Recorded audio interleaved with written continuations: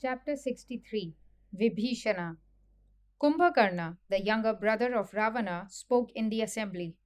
Great king, ignoring the principles of statecraft, you have run into a great danger.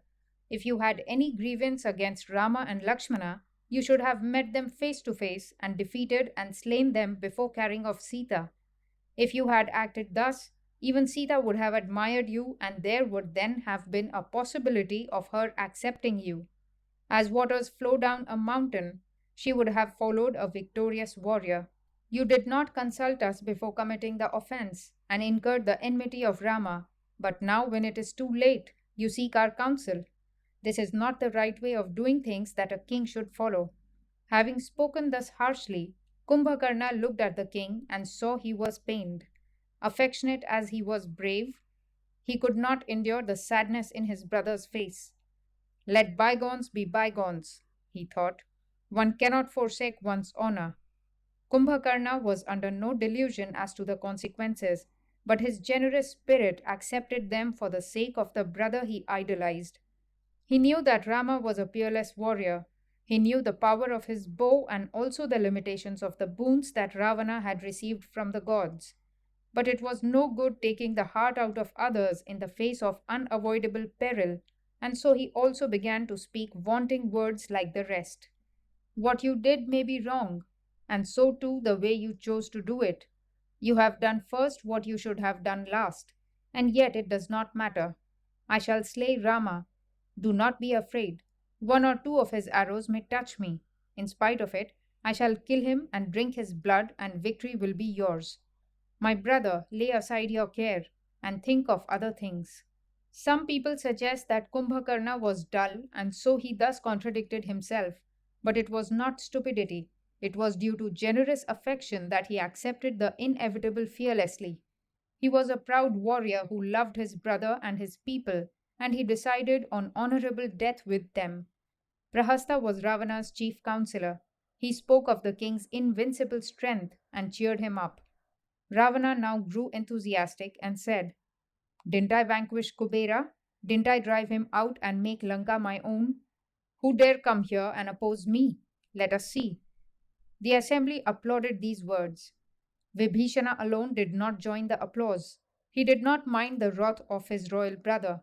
He felt it was his duty to warn him of the danger and the error of his ways. He felt bound to make his utmost effort to save him and the Rakshasa race from doom. He stood up and spoke. You have brought Sita and with her death for yourself and your race. Your first duty to yourself and your people is to restore her to Rama. If you fail in this, we shall all assuredly perish. This is certain. He went on describing Rama's strength and skill and his mastery of weapons. He spoke frankly and without fear. If we oppose Rama, he said, defeat is inevitable. Our fortune is sinking. Let us restore Sita, seek Rama's pardon, and thus save our kingdom, our lives and possessions and honor.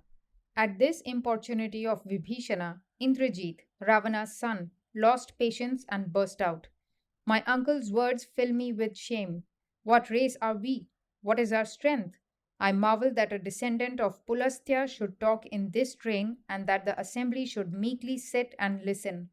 My uncle has only betrayed his evil intentions. We can never agree to his proposal. Are we to be afraid of two petty humans?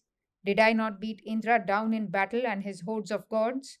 Does not the whole world tremble even now in terror before us? Vibhishana's counsel is an insult to our race. Vibhishana answered gently, Boy, you lack experience. That is why you talk thus. You are the king's son and should be his best friend. But I am afraid you are proving yourself his worst enemy. And you, ministers who ought to give good advice, you are leading the king to ruin. My lord of Lanka, do not reject what I say. Return Sita honorably to Rama and seek his forgiveness. This is the only way, there is no other. Failing to pursue the only available course, we shall all perish. Ravana's rage was now uncontrollable. I put up with your talk thus far, he shouted in anger, because you are my brother, else you would by now be dead. A brother, I see, is one's worst enemy. All the world knows that the envy of brothers brings dishonor and discomfiture to the brave. They hide their real desire and wait for their time, and when it comes, do not hesitate to practice their treachery. How true is the complaint of the wild elephants in the story. We are not afraid of the burning fire. We do not mind the hunters and their long spears. The noosed ropes and the chains can do little harm to us.